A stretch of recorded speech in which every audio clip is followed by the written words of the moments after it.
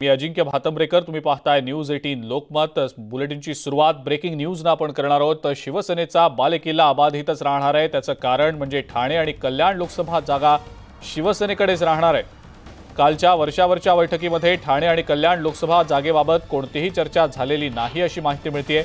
तर या दोन्ही जागा या शिवसेनेच्याच असल्याचं याआधी देखील स्पष्ट करण्यात आलेलं आहे।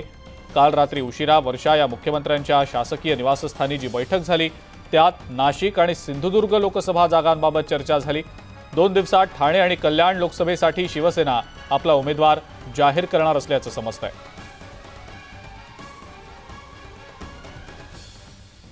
या संदर्भातली अधिक माहिती आपण जाणून घेणार आहोत। अजित मांढरे आपले प्रतिनिधी आपल्या सोबत आहेत सध्या।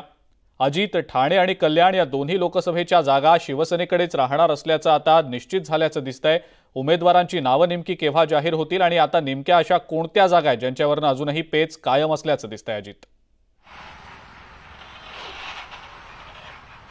अजिंक्य, सर्वात आधी एक गोष्ट स्पष्ट केली पाहिजे, जी म्हणजे शिवसेनेकडून ह्या बाबतीमध्ये स्पष्ट संकेत किंवा स्पष्टीकरण पूर्णपणे दिले गेलेलं आहे की ठाणे आणि कल्याण या दोन्ही जागांबाबत कुठलाही तिढा नाहीये किंवा या दोन्ही जागांमधल्या उमेदवार निश्चिती करण्याबाबत कोणत्याही समस्या नाहीये।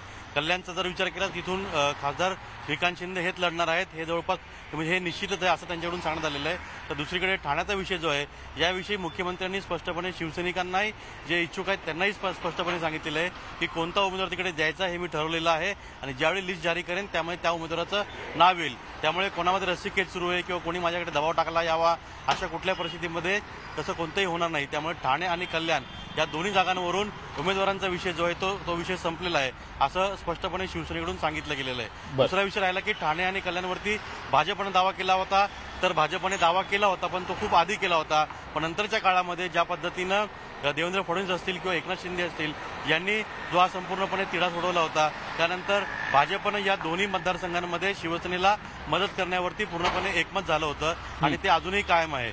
तर तिसरीकडे आपण पाहिलं तर पालघर आणि भिवंडी या 2 जागा ज्या आहेत या भाजपला जाऊ शकतात आणि त्यावर जवळपास शिक्कामोर्तब झालेला आहे।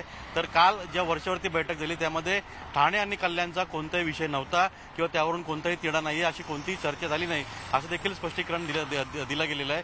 दुसरीकडे नाशिक आणि सिंधुदुर्ग या 2 जागेवर जी नाशिकची जागा आहे त्याकरता राष्ट्रवादी काँग्रेस आग्रही आहे, तर दुसरीकडे शिवसेना देखील आग्रही आहे।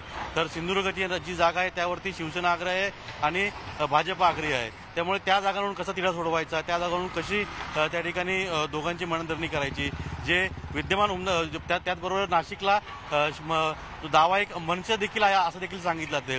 त्यामुळे या 2 जागांवरून एक मोठा पेच निर्माण झालेला आहे। त्या जागेवरचा पेच सोडवण्याकरता मुख्यमंत्री आणि उपमुख्यमंत्री जे आहेत ते त्या ठिकाणी मुंबईमध्ये तळ ठोकून आहेत आणि लवकरच याच्यावर तोडगा निघेल असं देखील सांगितलं गेलेलं आहे।